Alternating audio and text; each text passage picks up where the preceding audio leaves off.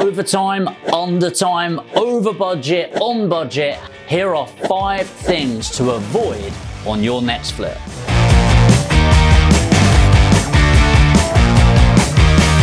I've been doing property flips for a number of years now, and when mentees come through, I seem to see the same consistent mistakes over and over again that cost them time and money and ultimately the bottom line of their property investment. And what I'm going to break down is the 5 most common so that you can avoid them. Number 1 is making the assumption that if you spend more on the property, then it will be worth more at the end. There's something in each area called a ceiling price. Now, whilst you can break through the ceiling price a little bit, if everything in the area is selling at 100,000 and you think you can buy at 80, spend 50 on it and it'll be worth 200,000, that's just not pragmatic at all. And what this means is when you're in an efficient market, most prices will hover around the average. What that means is you could get 110, 115,000 if it's a really good spec, but there is going to be a limit that pushes it down or up towards that local ceiling. Please do not purchase a property and go, you know what, if I spend and get this quartz kitchen cabinet, it's going to cost 15 grand and I get the granite worktops and I do this, this and this, I'll sell it for loads more. No, you won't. So instead what you need to do is do your research and look at the end value of the property first, then work out your refurbishment, minus it off it, minus your profit margin that you want to make, minus the stamp duty and buying costs, and then that is your figure that you can pay for it. I'm going to go through that again. You get your end value of the property, minus your profit margin, minus the refurbishment, minus the stamp duty, minus your buying costs, and then the figure that you've got at the end is what you can pay for the property. Do not go over this expecting a better outcome from the end value. Number 2, not managing the team effectively. This is quite often with either complete beginners or really experienced people for very different reasons. And I'm actually talking about the trades teams that you get in and the solicitors and the brokers. It's easy to hand it to a mortgage broker and then your solicitor and just expect them to get on with the job. But actually, time is money. And the more that the conveyancing process or the legal process goes on, the more likely that the vendor's going to pull out, think you're messing around and go with somebody else. You need to keep on top of them. In the same way, your refurb team needs project coordination or project management. You need to go there at least a couple of times a week at the beginning to see what did you say you were going to get done this week versus what did you actually get done? What did you say this week would cost? What did it actually cost? Because if you don't monitor that through the entire end-to-end process, you'll get to the end and see this way over budget and way over time.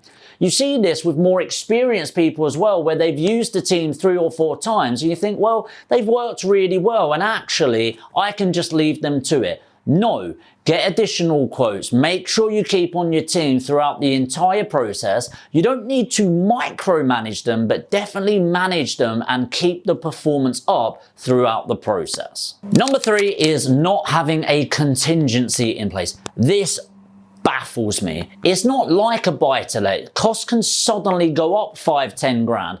You want at least a 10%, and I mean minimum 10% contingency in both budget and timelines. This is really important, especially if you're at the start of your journey. So many people I know come to me, and I've got a business where I loan out money to people in property, and most of it's around the mezzanine finance. Mezzanine is like the in-between stage. So in property, a lot of people come to me as they run out of money for their refurbishment and they need money externally. And sometimes people have come and gone, I need 5 grand. So how?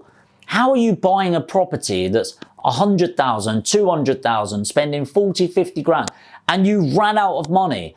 If you are in that situation, let's say you need 50 grand in cash to buy an 80 grand property with bridging and do the refurbishment, etc. And you've only got that amount of money, you've got no room for error, don't do the deal. either do a different strategy or wait a couple of months once you've saved a bit more. There is no point putting yourself at extreme risk for this. At least 10% over budget and 10% over time, and it wouldn't shock me if you went past that.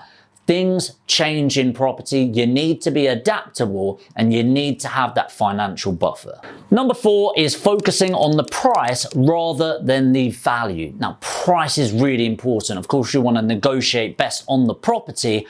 I'm actually talking about the people. So many people that I see, they negotiate to get the cheapest solicitor, the cheapest broker, the cheapest estate agent at the end, and the cheapest refurb team. From experience, you pay cheap, you pay twice. And for me, it's not about getting the most expensive either. It's about getting the best value for my money. So I want a great estate agent. I actually do property trades, and there's one that I bought, it's on this channel, in High Wycombe. And this lady was trying to sell for an entire year. The house was gorgeous. An entire year for around $500,000. I think that was a bit toppy. I ended up buying it for, I think it was £375,000. How did I do that? Because she had money. She had to move away though, and I bought it for £375,000. I didn't do anything to the property, put it straight on with an estate agent, and I sold it for £470,000 2 weeks later. So after all the costs, I made something like £70,000 profit. Well, how is that possible? Because all of the agents that this lady used through the entire year were cheap I'm not going to mention names actually, really cheap online agents where it's so focused on price, but none of the value is actually delivered. Whereas what I did is I found the best local estate agent that I could, that I knew sold loads in the area. And what I actually did is agreed a rate with them and then gave them an increased rate if they sold it above a certain frame, which they achieved. So I'm buzzing because I made a load of money, and they were really happy too because they got paid a fair exchange of their value. I also see this with refurbishment teams where people try to get the cheapest people in and go, oh, do you know what? I'll get this brickie from there, this labourer from there, this sparky from there, this plasterer from there, this plumber from there, this joiner from there, and so on. And you spend so much time trying to get all of these people in negotiating that you forget the value of your time, let alone that team has never worked together before.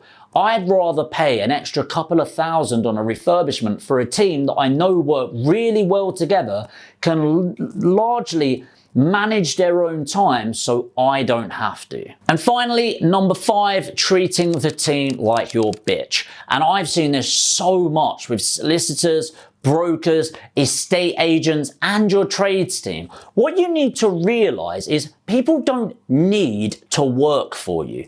And I don't get this, and it could be a team member in the office as well. It's like, they don't need to work for you. Of course they want to, ideally, and of course they want to get paid.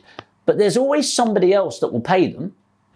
There's always somebody else they could work for.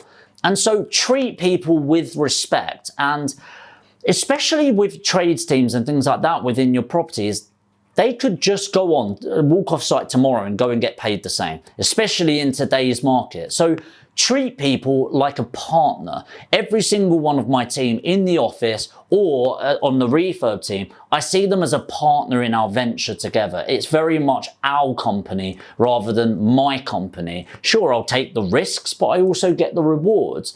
But just because I'm paying them doesn't mean you own them in any way. Treat people like a partner, and often they'll give you partnership value in return. So they're my top 5 mistakes to avoid in your next flip. And as long as you don't partake in these, you're in for a much smoother, much more profitable ride. But I'm interested in what mistakes you've made, or maybe mistakes that you've seen in others. Let me know in the comments below. I'm really interested in finding out from you.